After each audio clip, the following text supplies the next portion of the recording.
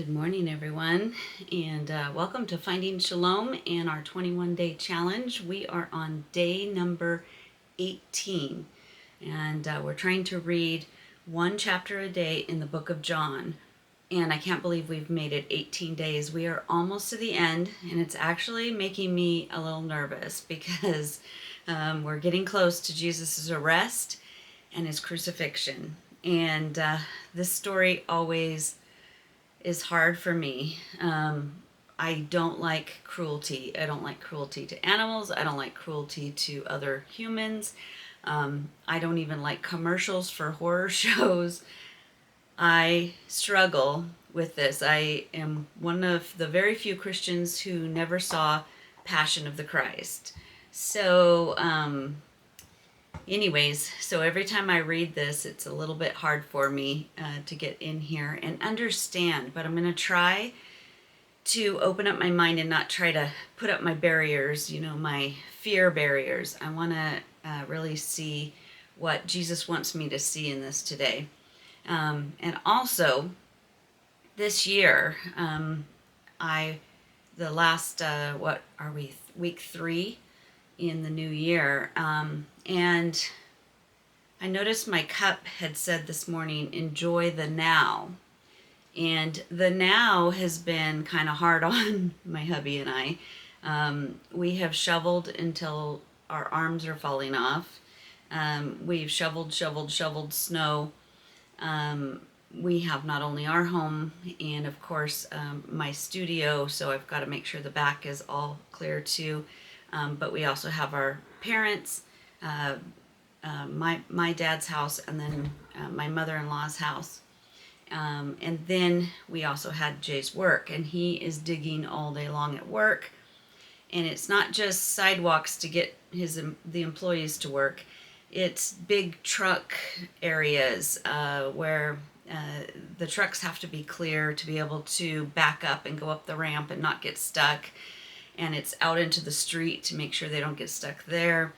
And so it's overwhelming. And so there's this tendency for me to say, I can't wait till winter's over. I can't wait till January's over. I can't wait till the weekend. I can't wait till Friday. But I was reminded this morning, as I was thinking those things, of Jay's grandma. She passed away a few years back, but we would visit her often and take her to, brunch or something like that. And if it was snowy, Jay would say something to her like, oh, I can't wait till winter's over. Or she'd ask him how he was doing at work. Well, thank God it's the weekend. I can't wait till next weekend. And she used to tell him, you're wishing your life away. Don't wish your life away. And, we never really got it. But here she has passed away. And then last January, I was remembering, sorry, dog drinking. Last January, I was remembering how it was a rough January. It got off to a really bad start. We were trying to go to a ton of doctor's appointments, and actually my father-in-law had broke his hip, and we were in and out of like the rehab places and the hospitals. Duchess, can you take your bone and go chew over there? Here, go chew over there. There you go. Where was I?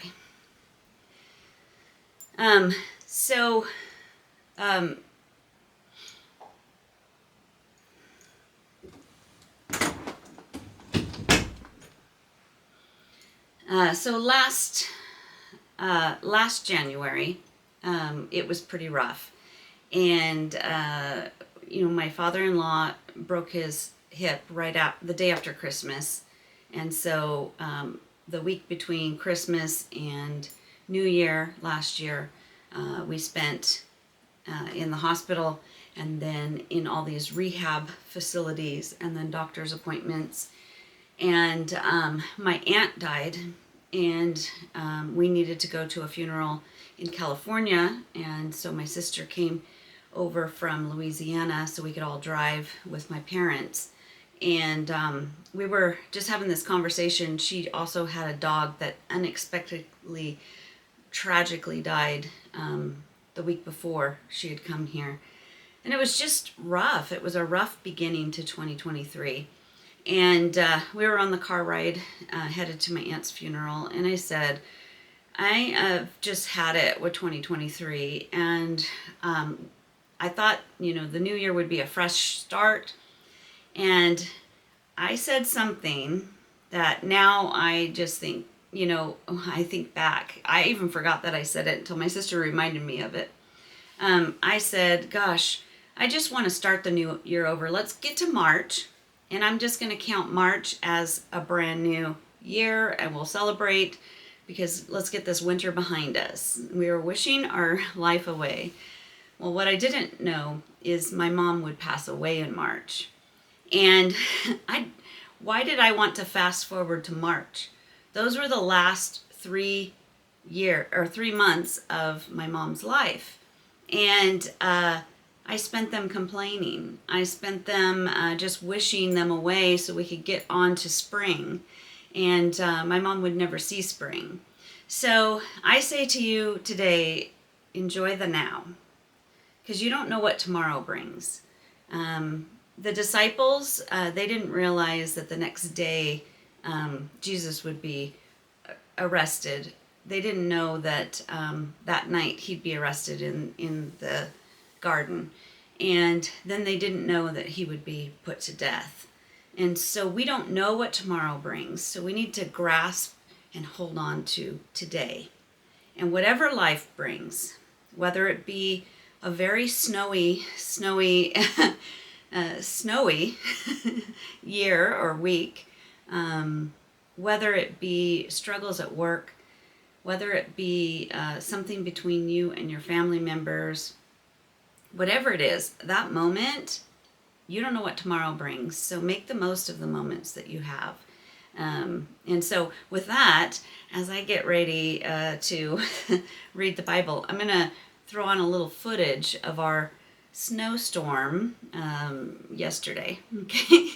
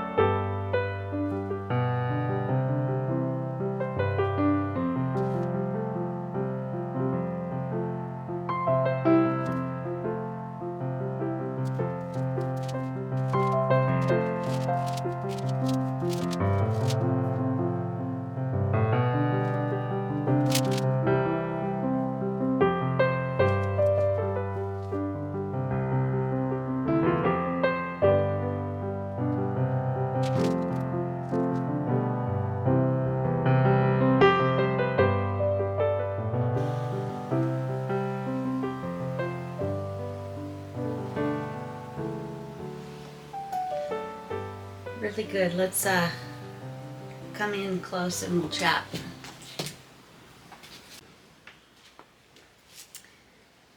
Okay, John chapter 18. Wow. Here we are. We're right there. Jesus is arrested. And first, yesterday's lesson, he was praying for the disciples and for us. And then verse 1 in 18 says, when he had finished praying, Jesus left with his disciples and crossed the Kidron Valley. So his teaching, I believe his teachings and what he's been saying the last couple chapters were all at the Passover meal, the Last Supper. So this is him talking to all of the disciples and giving them his last words.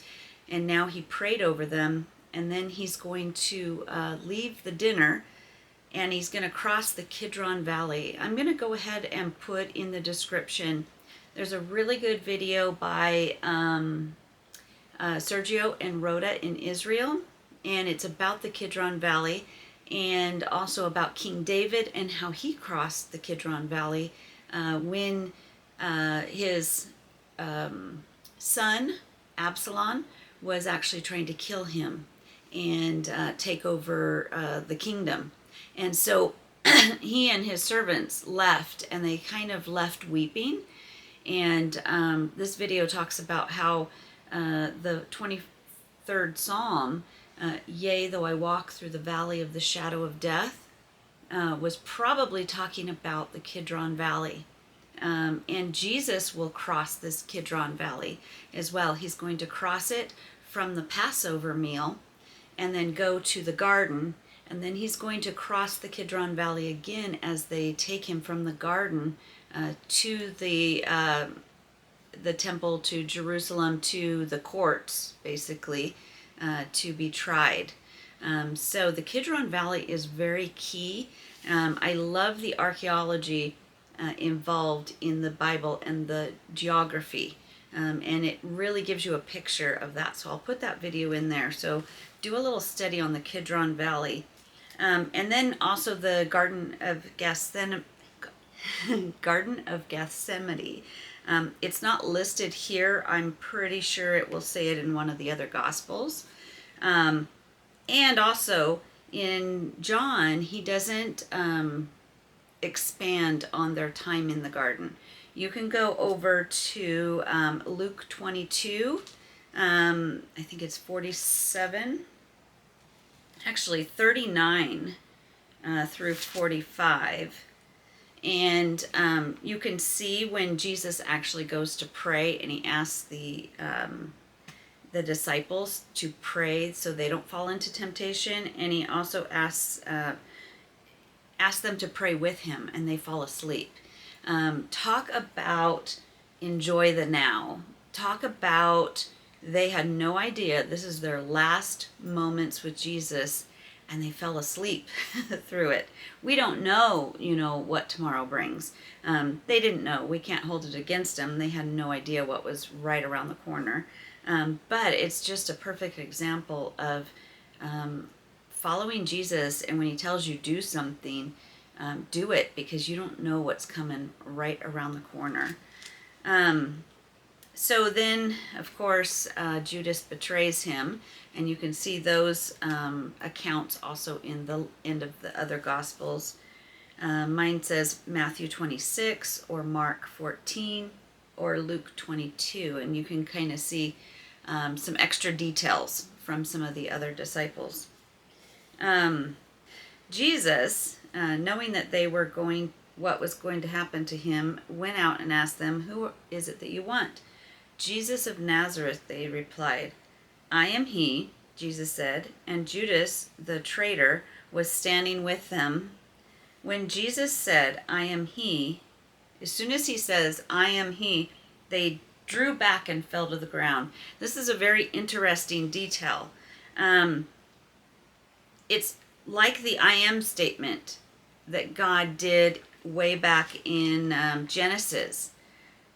Something was powerful, I am he, because it knocked them to the ground.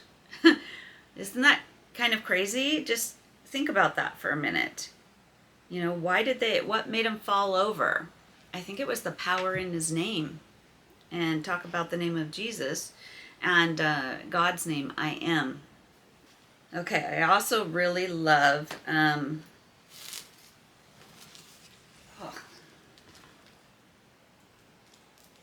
Okay, I also really, really love verse 10. Then Peter, who had a sword, drew it and struck the high priest's servant, cutting off his right ear. The servant's name was Malchus. Jesus commanded Peter, "Put your sword away. Shall I not drink the cup the Father has given me?" First of all, I just love Peter to death. He's just amazing. He has no fear here. He just goes into action. And there's a crowd of soldiers and officials. And what was he thinking? There's only a handful of them. And how did he think he was going to save the day? By cutting off somebody's ear. But then Jesus actually heals the ear. And I don't think it's shown in here. You actually can go and see this in some of the other Gospels where Jesus actually picks up the ear and heals it. In our version here in John, it just says, Jesus commanded Peter, "Put your sword away. Shall I not drink the cup that the Father has given me?" And I had written in my book here, God has a plan. Looking through human eyes, we think it is a bad thing, but it ends up to be in... I'm having trouble with words this morning. God has a plan, and when we're looking through our own eyes, our human eyes, we think, oh, this is a disaster. This is not going to be good, and I need to do something about it. And what can I humanly do to overcome it? But God's plan, actually, even though it looks bad, is really a good plan. So we just need to stay close to the Father and close to the Holy Spirit so that we can follow His leading so that we don't do something stupid. But even if we do something stupid, notice Jesus can fix it. And like I said, He does put the ear back and heal it. It's probably in one of the other Gospels. So then, of course, Ananias questioned Jesus, and he ends up getting slapped, which I would hate to be in eternity and be the one who either slapped Jesus. Later on we see in here that they really just say horrible things about him, or the crowds that said crucify him. And then I think he gets slapped a second time and beaten. So I would hate to be in eternity and having done that. And then worse is Peter, who loves him, denies him in this. In verse 16, he says, "But Peter had to wait outside."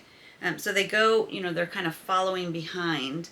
And Peter had to wait outside at the door. The other disciple, who was known to the high priest. So I don't know where I've heard this, but I think this is John.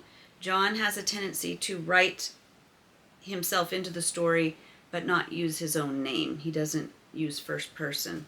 So he says, the other disciple, who was known by the high priest, came back and spoke to the servant girl on duty there and brought Peter in. And then the servant girl starts to ask her, "Are you one of this man's disciples?" And he says, "I am not." So he denies him 3 times. And that's even worse than slapping Jesus, or like a unbeliever slapping Jesus or beating him or cursing at him. Worse is his own disciple, his own student, his own family member denies him. But we see that Jesus will restore that. I'm not sure if it's in John, but it will get restored. He's forgiven. And even the worst kind of thing that you can do it can be forgiven, and you can be welcomed back into Jesus's arms. And then he stands before trial. Another thing to note is in verse 28. Then the Jewish leaders took Jesus from Caiaphas to the place of the Roman governor. By now it was early morning, and to avoid ceremonial uncleanness, they did not enter the palace because they wanted to be able to eat the Passover. So what is this all about? This is the fact that the first day of Passover is a holy day, and especially if it's going to be near a Sabbaths or other holy days, they want to go to the temple and they want to eat the Passover meal. And in those days, to be in a Gentile's, I don't know that God actually wrote that into the laws.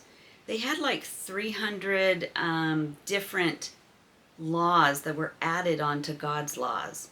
And one of them, to be in the presence of a Gentile, made you unclean. So you had to go through ceremonial washings to be able to get back into the temple or into God's presence. That's not the case anymore because Jesus paid everything. Plus, I think that's an added law. But there were other things that, like if you had to deal with a dead body, that made you unclean. There were just a ton of things that made you unclean. But one of them was being in the presence of a Gentile, and these were Gentile courts. Gentile means anything other than Jews. So they didn't want to be unclean because they wanted to eat the Passover, so they didn't go into the courts.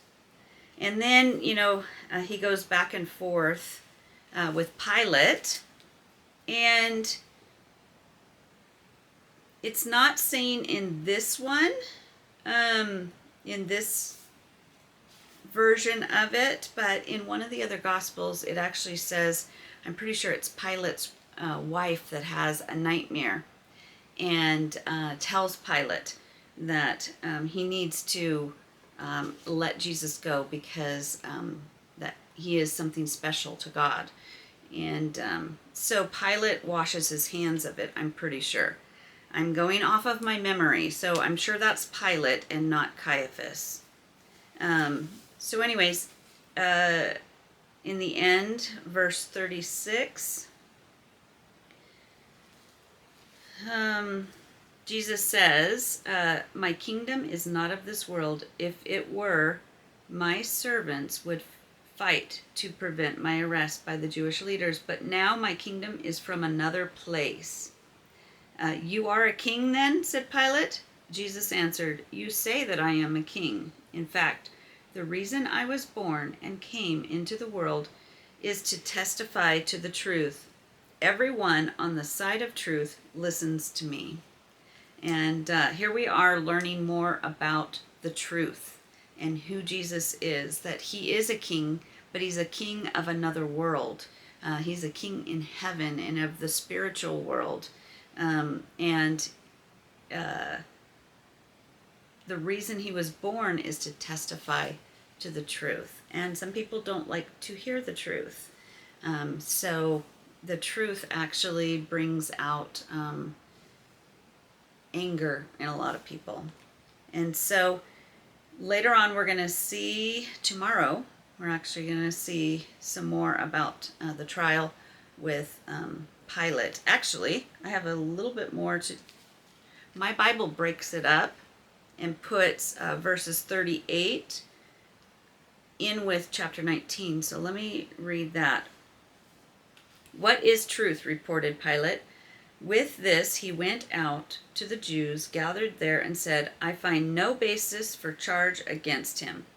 But it is your custom for me to release to you one prisoner at the time of Passover. Do you want me to release the king of the Jews? They shouted back, no, not him. Give us Barnabas. Now Barnabas had taken part in an uprising. So Barnabas was another criminal that was actually going to be crucified or killed. And instead of the crowd saying release Jesus, they said release Barnabas, who was an actual real criminal. And they don't know what they're doing. They just sent the Messiah to be crucified. And I love verse 38 when Pilate said, what is truth? And that's the question of the day. What is truth? I mean, truth is the guiding line. It's like gravity. Just because you think there is no gravity doesn't mean it doesn't exist. You know, if I drop this pen and it falls to the ground, it's going to fall to the ground because of gravity. Now, if I say, well, I don't believe in gravity, and that's not my truth, well, it's still the truth, whether I believe it or not. So the truth is that plumb line, and we can either align ourselves with the truth, or we could try to find our own truths, but they're not based on the true truth, and so they are not true. Another circle of confusion. But basically, tell me in the comments what you think. You know, what do you believe about truth? And what do you believe is true? What is true? True. Obviously, it's too early in the morning, and I need another sip of coffee. And I love you all. I hope you all have a wonderful day. And that your entire day feels like the first sip of coffee. Shalom, dear friends. Sorry about my crazy mind. I did not get a lot of sleep last night.